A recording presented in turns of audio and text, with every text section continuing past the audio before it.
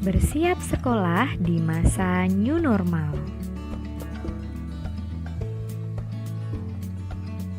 Halo, jumpa lagi dengan Bu Asmi di Kreasi Asmi. New normal atau kenormalan baru adalah keadaan normal yang baru dan belum pernah ada sebelumnya. Maka kita harus patuh protokol kesehatan ya. Ini dia protokol bersekolah di masa new normal. 1. Cek suhu tubuh sebelum memasuki sekolah.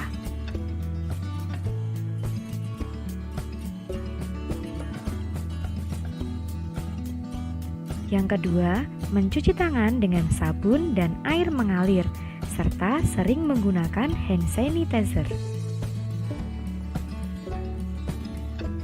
Ketiga, memakai masker saat berada di luar rumah, termasuk saat bersekolah ya. Keempat, selalu menjaga jarak untuk menghindari kontak fisik dengan orang lain. Yang kelima, membawa alat tulis dan bekal sendiri. Ini juga untuk menghindari kontak fisik ya. Keenam, mengganti cara bersalaman, misalnya seperti pada gambar ini. Selanjutnya, jika mengalami sakit, bisa berobat ke fasilitas kesehatan. Kedelapan, segera mencuci pakaian dan mandi setelah bepergian keluar rumah, termasuk setelah dari sekolah ya. Kesembilan, selalu menjaga kebersihan dan jaga imun dengan cara makan makanan yang bergizi dan rutin berolahraga. Ayo, selalu patuhi protokol kesehatan. Semoga kita selalu sehat ya. Terima kasih semuanya. Sampai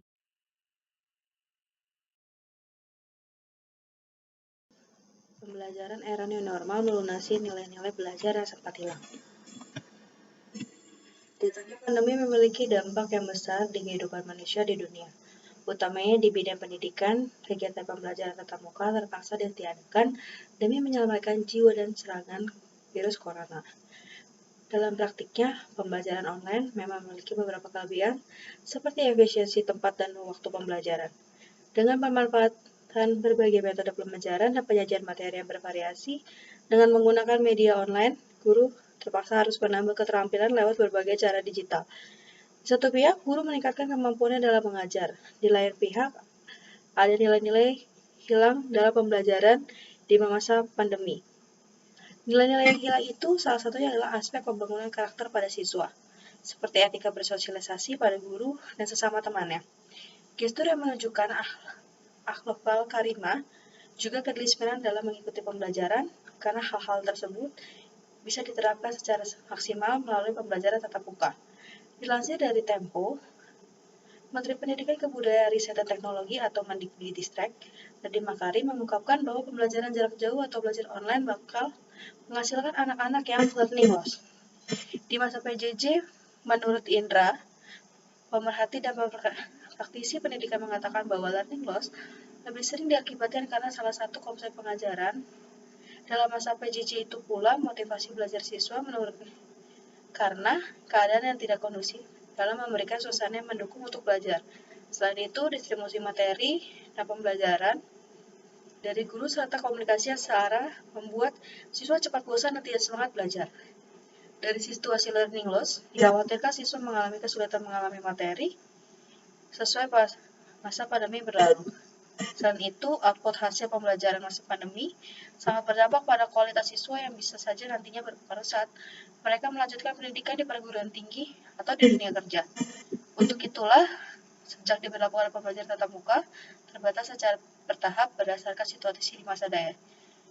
Masing-masing daerah menjadi sebuah harapan baru lembaga pendidikan untuk melunasi nilai-nilai pembelajaran yang hilang di masa pandemi.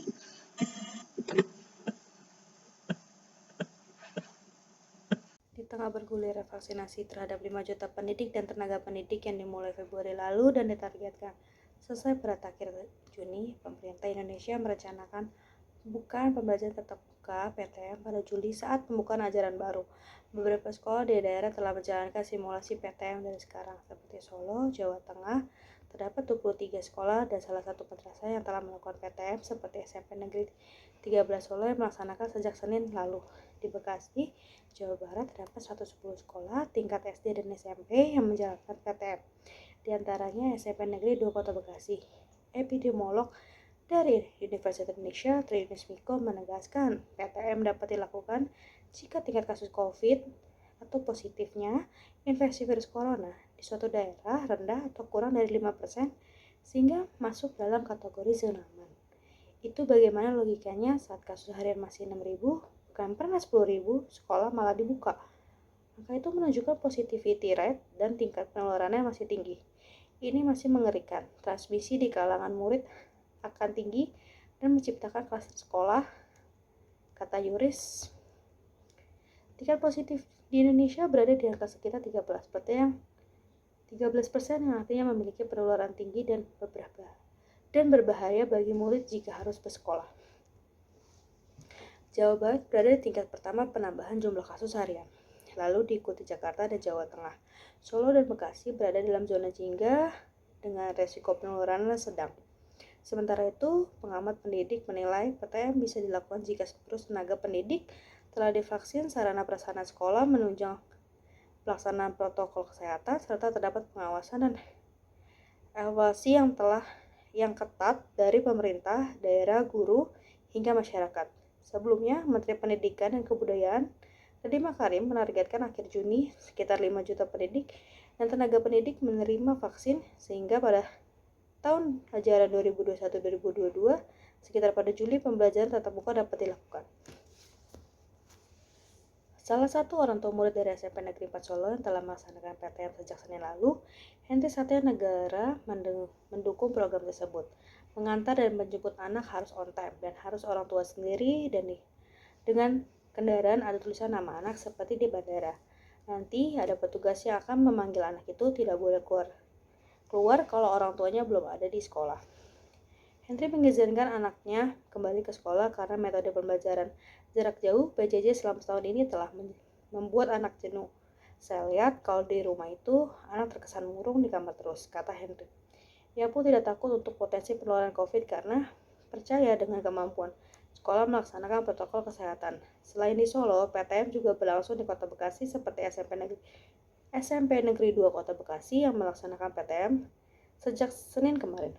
Pelaksanaan PTM diikuti 50% atau maksimal 18 murid dengan jam belajar dari jam 8 pagi hingga jam 10 pagi.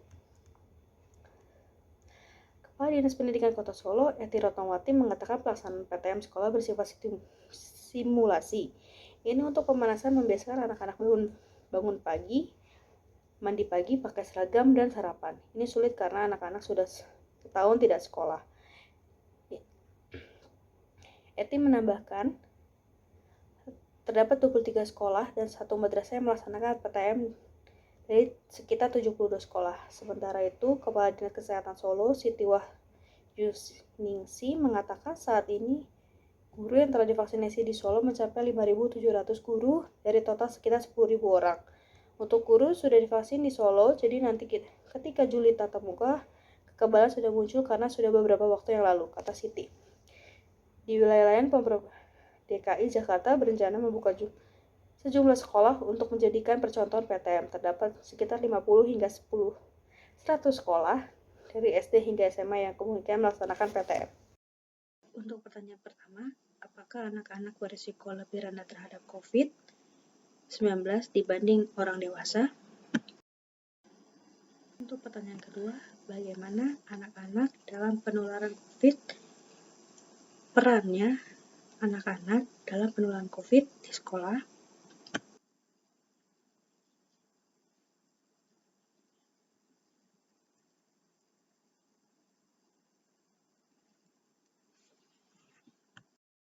Berapa lama masa inkubasi atau isolasi mandiri untuk anak-anak yang terinfeksi COVID?